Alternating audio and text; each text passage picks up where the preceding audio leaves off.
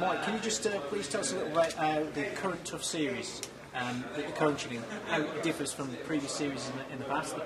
Well, obviously, you know, the main difference is that this season it's UK versus USA, and I've been lucky enough. I've got episode 1, 2, and 3 at my house. Episode 1's already been out, and when I'm watching it, the main thing that who I watched it with, the big difference is that when you watch the fights, even though you might not know the people on it, you're supporting your country, so you get behind the fighters a lot more, because sometimes if you watch two guys fighting, you haven't got a clue who they are, you're not really bothered who wins, but on this, obviously you're going to root for the UK team, or if you're American, you're going to root for the Americans, so I think it makes watching it a lot more enjoyable.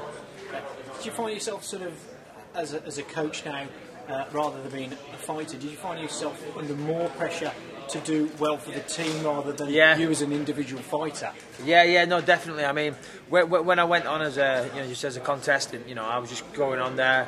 I was just Michael Bisping. No one knew or gave a damn what I did. So, I was just representing myself. Now I've got on there. I've been fighting in the UFC for a little bit now. I go on and it's like, you're under the microscope and everyone's waiting for you to mess up and say something stupid, or, they want to look at your training and see if it's good, or and scrutinise your every move, basically. So, there's definitely more pressure there. Obviously, the fact that it was a Team UK, there was pressure that, I wanted the Team UK to perform well, so I took that role seriously. So, yeah, going on as a coach, there was a lot more pressure than as an individual contestant. How did you find sort of working with the UK guys? A good bunch of lads to work with? Yeah, I've got to be honest. I've said it many times, and I mean it. I couldn't have asked for a better team, to be honest. The whole team gelled brilliantly.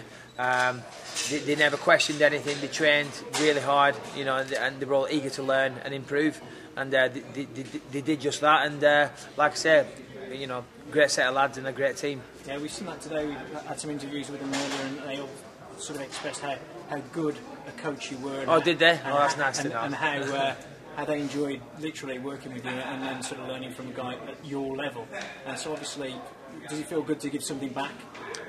Yeah, absolutely. I mean, I was saying, when I retire from fighting, I'd love to, train and manage fighters, to hand down some of my experience and stuff that I've learned, and doing that with these guys, it was very rewarding, at the end of it, I think they all left much more improved fighters, and they said that themselves, and so it was nice, I mean, obviously they're all skilled fighters when they got there, but I was just able to maybe show them a few things that I like to do and all the rest of it, so I can't take credit for, they're already established fighters, so I'm not trying to take credit for anything, but it was nice to see, show some stuff and them listening and seeing them put it into practice, and when they're fighting or sparring or whatever.